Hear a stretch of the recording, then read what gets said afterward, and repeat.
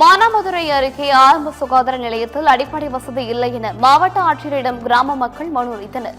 சிவகங்கை மாவட்டம் மானாமதுரை அருகே தஞ்சாவூர் கிராமத்தில் அமைந்துள்ள ஆரம்ப சுகாதார மையத்தில் குடிநீர் உள்ளிட்ட அடிப்படை வசதிகள் இல்லை என்று கிராம மக்கள் குற்றம் சாட்டியுள்ளனர்.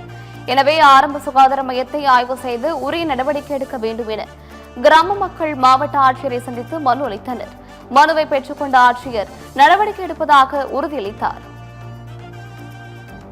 அரசு ஆரம்ப சுகாதாரத்துறையில் அடிப்படை வசதிகள், அதாவது என்னன்னா 18 ஊர் மக்களுக்கு தேவையான ஒரு ஆஸ்பத்திரிக்கு வர்றோம் அப்படின்னா குடிநீர் வசதி இல்லவே கிடையாது. ஒரு நிறமாத கர்ப்பிணியோ வயசானவங்களோ வர்றாங்க அப்படின்னா ஒரு அவசரத்துக்கு ஒரு தண்ணி எடுக்குதுன்னா எங்களுக்கு தண்ணி வசதி கூட எங்கள்கிட்ட கிடையாது. இன்னொன்று என்னன்னா, நிறமாத கர்ப்பிணிகள் மாதம் வாரம் எங்கள் ஹாஸ்பிட்டலுக்கு வர்றாங்க. அவங்களுக்கு ஏஎன்சிக்கு ஸ்கேன் டெஸ்ட் எடுப்பாங்க. அந்த ஸ்கேன் மிஷினே தற்காலிகமாக 6 மாதத்துக்கு மேலே ரிப்பேராகவே இருக்குது. இது ஒரு மிகப்பெரிய மெடிக்கல் கிரைம். மெயின் ஒரு ஹாஸ்பிட்டலில் பேசிக்காக ஒரு நம்ம இன்ஸ்ட்ருமெண்ட் யூஸ் பண்ணுறோம் அப்படின்னா அது ஸ்டெர்லைசேஷனாக இருக்கணும்.